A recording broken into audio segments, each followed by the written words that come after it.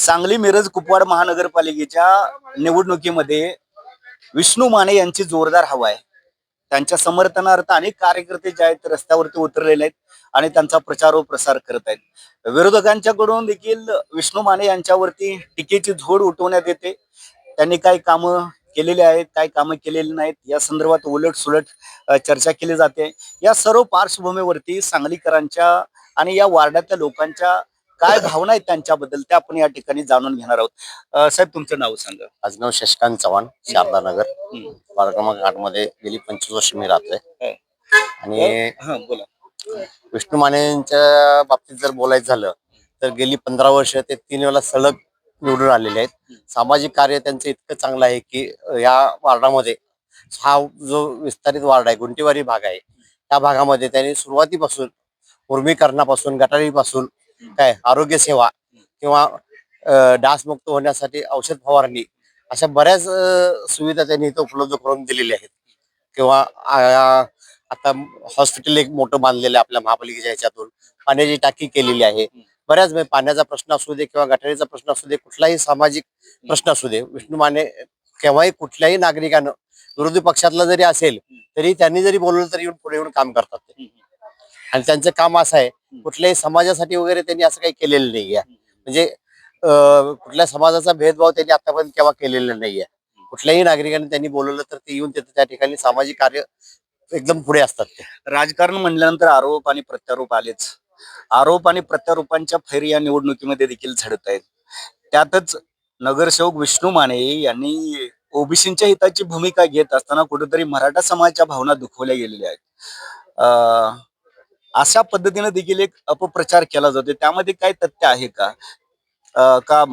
ते फक्त जातीचं राजकारण करतात, ओबीसीचं राजकारण करतात? ओबीसीचं किंवा मराठ्याचं राजकारण असं त्यांनी केव्हाच केलेलं नाहीये. त्यांनी फक्त असं बोललं होतं की ओबीसीचा प्रश्न मांडत असताना त्यांनी ओबीसी समाजानं मराठा समाजाला विरोध केलेला नाहीये, हा शब्द त्यांनी बोलला, पण त्याचा अर्थाचा अनर्थ केला गेला. त्यामुळं काही लोक मराठ्यांच्या बाबतीत म्हणजे चुकीचा प्रचार करतात की विष्णू माने मराठ्यांच्या बाबतीत चुकीचं बोललेत असं, पण तसं काही ते बोललेले नाहीत. आता मी मराठाच आहे काय, गेली 25 वर्ष झाले मी त्यांच्याबरोबर कार्य करतोय. 17 वर्ष झालं निवडून आल्यापासून कार्य करतोय.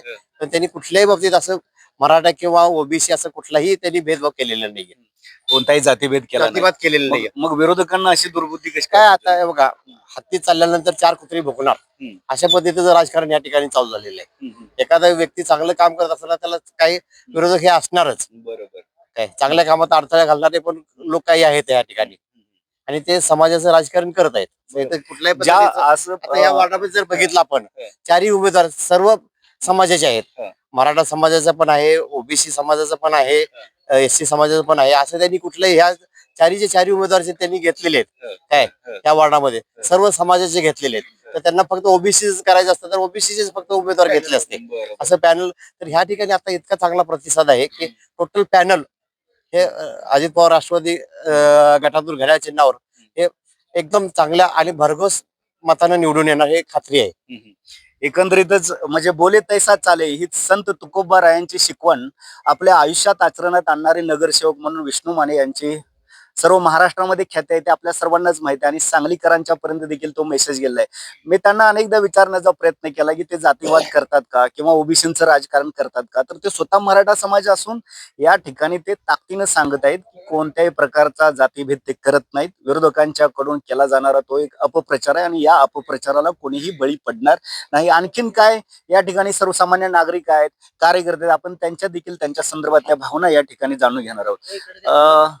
साहेब, नगरसेवक विष्णू मानेच का पुन्हा पुन्हा 15 वर्ष ते नगरसेवक आहेत, आता परत ते उभारले 3 टर्म नगरसेवक असताना परत उभारायची काय गरज होती त्यांना? आता सांगत असताना सुरुवातीला विष्णू मानेंचा जो वार्ड आहे तो माझ्या भागाला ह्या वेळेला पहिल्यांदा जोडला गेलाय. परंतु 15-20 वर्ष 2 नंबर वार्डाच्या भागामध्ये काम करत असताना विष्णू माने साहेबांची चर्चा ही माझ्या कानावरती वारंवार येत असणार. आणि त्यांचं काम आणि कामामुळं आज त्यांचा वार्ड आम्हाला जोडला गेल्यावर आम्हाला आनंद झाला सर्वप्रथम. आणि मी आज माझ्या फॅमिली सहित मी 96 कोळी मराठा आहे. आणि मराठा हे काय म्हणजे कुठं सांगण्याची गरज नाही. ज्या वेळेला जयंत पाटील साहेबांनी विष्णू माने साहेबांना उमेदवारी दिली, जयंत पाटील साहेब हे 96 मराठा त्यांनी त्यांना उमेदवारी दिली, ह्याचा अर्थ असा की बाबा सर्वसामान्यांचा कार्यकर्ता विष्णू माने ह्या भागामध्ये काम करल आणि पुढे आपल्या पक्षाला घेऊन जाईल. त्यानंतर अजितदादांच्या गटामध्ये साहेब आमचे गेले. काय त्यांच्या राजकारणाचे कारण असेल ते आम्हाला माहित नाही, परंतु अजितदादांनी देखील त्यांना उमेदवारी देत असताना चारी पॅनल दिलं. त्या पॅनल मध्ये अशा प्रकारे पॅनल दिलं की सर्व जाती धर्मभाव असं पॅनल साहेबांच्या दिलं. आणि आज मी ज्या ज्या ठिकाणी फिरतोय साहेबांच्या वर माझा आजचा 5वा दिवस आहे. एकाही घरामध्ये साहेब असे म्हटले नाहीत की मला एक मतदान द्या आणि बाकीचे 3 काय करायचे करा. तर त्यांचे हे कौतुकाचं पद आहे. आणि त्यांनी सांगितलं की भविष्यामध्ये जर तुम्ही माझ्या पॅनलला जर निवडून दिला तर माझी ताकद वाढल आणि प्रभागामध्ये जे काय राहिलेली कामं आहेत ते कामं माझा जो काय म्हणजे हे आहे पॅनल आहे ते परिपूर्ण करणार. आणि इथं जातीपात त्याचं काही नाही. आजच मी पेपरमध्ये एक वाचली बातमी, महाराष्ट्र राज्याचे मुख्यमंत्री खान नाही बाण नाही, आम्हाला काम पाहिजे, आम्ही हिंदुत्ववादी आहे, हे त्यांचं वाक्य आहे. म्हणजे भाजप कोणत्या प्रकारे प्रचार करतोय आणि कोणाला कोण नावं ठेवतोय ह्याचा विचार जनतेने केलेला आहे.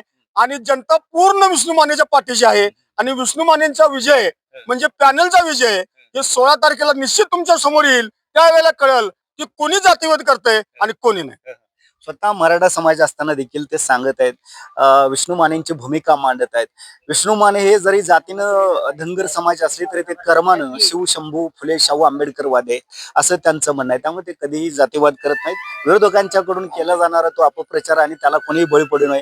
साहेब, दुसरी एक महत्वाची गोष्ट म्हणजे दुसऱ्या बाजूला भारतीय जनता पार्टीकडून किंवा विरोधकांच्याकडून त्या लाडक्या बहिणींना 1500 रुपये दिलेले आहेत, तर त्याच्याबद्दल म्हणजे अतिशय छातीठोकपणे पुन्हा पुन्हा सांगितलं जाते की लाडक्या बहिणींचं मतदान आम्हाला होणार आहे, आम्ही सत्तेत येणार आहे. तुम्ही कसं बघता याकडं? काही नाही, त्यामध्ये 3 जण आहेत. त्यामध्ये मुख्यमंत्री आहेत, 2 उपमुख्यमंत्री आहेत.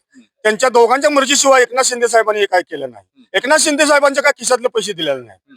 एक त्यांच्या तिघांच्या मतानं सहमत होऊनच ते पैसे दिलेले आहेत. आणि दुसरी महत्वाची गोष्ट म्हणजे आता तुम्ही जे बोलला शाहू फुले यांना घेऊन जाणारे विष्णू माने साहेब आहेत. आता कोणाला जर शंका असेल तर त्यांच्या घरामध्ये ऑफिस मध्ये जाऊन बघावं. सगळ्यांचे फोटो आहेत. छत्रपती शिवाजी महाराजांचा फोटो आहे, बाबासाहेबांचा फोटो आहे. बाबासाहेबांचा फोटो त्यांनी लावला ह्याचा अर्थ असा की त्यांच्यामुळे त्यांचं आज कुठंतरी चांगलं झालेलं आहे. बाबासाहेबांचा फोटो फक्त आमच्या जय भीम लोकांनीच लावावा असं कुठे लिहून ठेवलेलं नाही. त्यांच्या याच्यामध्ये आईलाबाईंचा आहे. म्हणजे ह्याचा अर्थ असा की त्यांच्या घरामधनच त्यांचा सर्व धर्म समभाव आहे. सांगणाऱ्याला काही पण सांगू शकतो सांगणारा. सांगली मिरज कुपवाड महानगरपालिकेची आजची अवस्था काय आहे, म्हणजे कारभार कसा राहिलेला आहे आणि त्यामध्ये काय सुधारणा बदल होणं तुम्हाला अपेक्षित आहे? काय वाटतं एक सर्वसामान्य नागरिक म्हणून? आणि विष्णू माने त्यासाठी सक्षम आहेत का? अतिशय चांगल्या ताकदीनं सक्षम आहेत. काही कामं सांगली मिरज कुपवाड महानगरपालिकेमध्ये राहिले असतील ते आता हे आमचे जे काय अजितदादांचे जे काय उमेदवार दिलेले आहेत तेच 100% आज या महानगरपालिकेवरती निवडून येणार. आणि त्यांची जी कामं आहेत अजितदादांचं सारखंच बघताय, तुम्ही बघत असाल अजितदादा रात्रंदिवस आपल्या महाराष्ट्रासाठी कधीही फोन केला, कधीही काय काम सांगितलं तर ते मागे सरत नाहीत. तसेच त्यांचे कार्यकर्ते राहणार. आणि अजितदादांचा या पूर्ण 33 नगरसेवकांच्या वर त्यांचा पूर्ण हात राहणार. आणि काम 100% या महानगरपालिकेच्या पुढच्या 5 एक शेवटचा प्रश्न तुम्हाला विचारतो, विष्णू माने हे सध्या महापौर पदाचे प्रबळ दावेदार आहेत, काय सांगाल त्या संदर्भात? आहेत ना. आमच्या नशिबात जर असेल, आमचं जर पॅनल पूर्ण निवडून आमचं आलं आणि आमच्या भागामध्ये जर समजा जर आमचे उमेदवार निवडून आले तर अजितदादा आम्हाला महापौर पदाची संधी देतील आणि द्यावी अशी माझी एक कळकळीची विनंती आहे एक कार्यकर्ता म्हणून. एकंदरीतच विष्णू माने यांच्या कार्यकर्त्यांनी चंग बांधलाय. कोणत्याही परिस्थितीत पॅनल टू पॅनल मतदान करायचं, बहुमतानं आपली सत्ता महानगरपालिकेमध्ये आणायची आणि त्या ठिकाणी विष्णू माने यांना महापौर करायचं. अशा कार्यकर्त्यांच्या भावनात पण जनता त्यांना किती प्रतिसाद देते हे पाहणं देखील या ठिकाणी औत्सुक्याचं आहे. आणि मामा, एक प्रतिक्रिया, तुम्ही बऱ्याच दिवसापासून विष्णू माने साहेबांच्या सहवासात आहे, काय सांगाल? काय 20-25 वर्ष झालं त्यांच्या बरोबर आहे. बरं. हैदराबाद होळकरचं काम केलं, पाण्याची टाकी, सरकारी दवाखाना झाला, रस्ता आहेत, गटरे आहेत.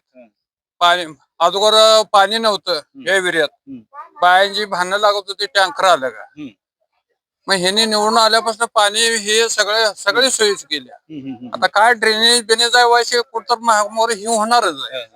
सगळ्या गोष्टी एकदम ही होईल काय, बऱ्याच गोष्टी बरोबर.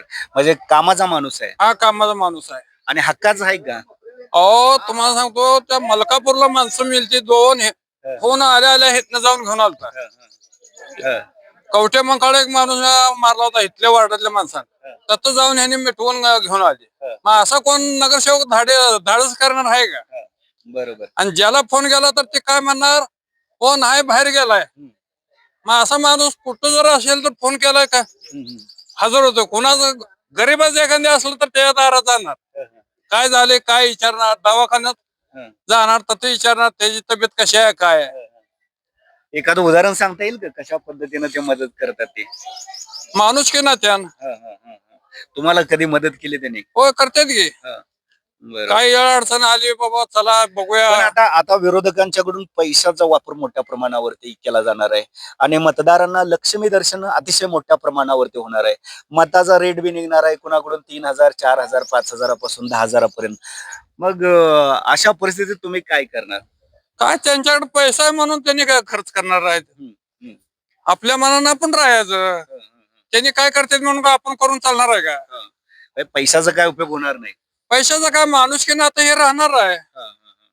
आपण माणूस की आज पत्र 20 वर्ष झालं आपण जोडलेले आहेत. बरोबर बरोबर. मग ह्या माणसाला पैसे कशाला द्यायला लागतात? एकंदरीतच जे कार्यकर्ते आहेत, जे समर्थक आहेत, ते विचारानं विष्णू माने यांच्याशी जोडले गेलेले आहेत. त्यामुळे या वार्डातली निवडणूक म्हणजे आणि विष्णू माने म्हणजे तुम जलन बरकरार रखना, हम जलवा बरकरार रखेंगे. आणि बघूया त्यांचा जलवा या ठिकाणी कशा पद्धतीने आपला करिश्मा दाखवतोय ते. धन्यवाद. मी या ठिकाणी थांबतो. आपला मित्र आपला कार्यकर्ता अमोल पांढरे. जय मल्हार, जय भारत.